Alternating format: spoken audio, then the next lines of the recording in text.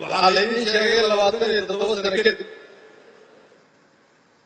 in qof walboo dowladda u shaqeeya la siiyey mushaar sanadkana uu ahaan doono sanadka ugu horreeyey 27 sano in qof walba deynta uu ku leeyahay oo mushaar ama gurnaha la siin doono laga soo bilaabo janaayo ilaa disembar iyadoo aan hal shilin oo deyn ah lagu dari doonin wixii deyn dalka lagu lahaa waxaan ugu nimid halkan anugu aan ra'iisul wasaare ka noqday iyadoona koonka dowladda aanay lacag ku jirin sanad marka uu dhammaado waxaan ugu gudbaynaa iyadoo in ka badan 30 milyan oo dollar ay ku jirtaa koonka dowladda Soomaaliya